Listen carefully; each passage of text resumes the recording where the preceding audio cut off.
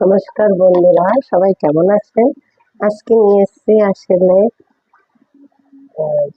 বাসায় যদি কেউ অসুস্থ থাকে, অনেক কিছু নিষেধ হয়ে যায় খাবার, তো তাদের জন্য একটা রেসিপি।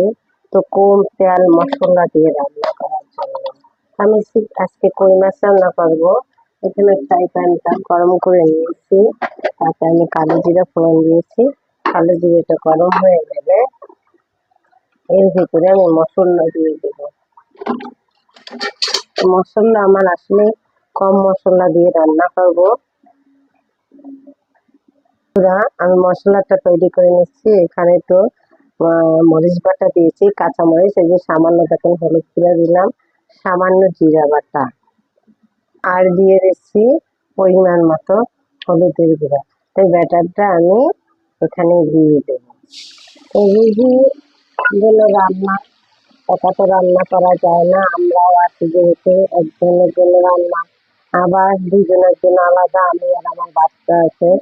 তো চেষ্টা করতেছি তার মতো একটু, তাতে একটু স্বাদ একটু যাতে ভালো লাগে, সেও যাতে খেতে পারে, আমরাও খেতে পারি, কিন্তু কম তেল মশলা দিয়ে।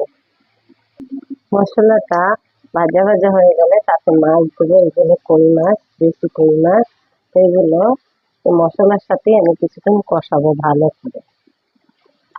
মশলাটা প্রায় ভাজা ভাজা হয়ে গেছে মাছের সাথে।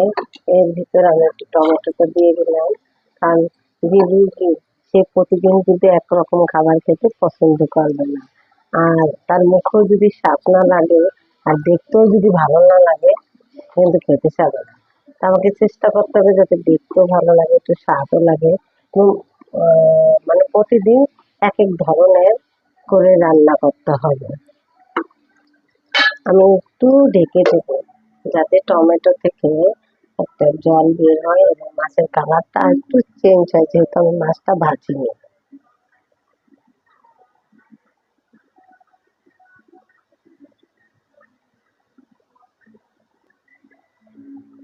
বন্ধুরা, 2 মিনিট হয়ে গেছে, আমি ফিরে আসতে দেখেন আমি এখানে একটু টমেটো দেওয়ার পরে একটু লবণ দিয়ে দিচ্ছি। এখন অনেক সুন্দর হয়ে গেছে। এখন আমি ভাজা ভাজাটা করে জলটা কমিয়ে তাতে জল দিয়ে দেবো। বন্ধুরা দেখেন তেলটা ছেড়ে দিছে, এখন আমি ফুটানো জল দিয়ে দেব, আর এর ভিতরে সবজিটা দিয়ে দিচ্ছি। বলছি না, রোগী যাতে খেতে পারে, রোগীর খাবার বলা যায়।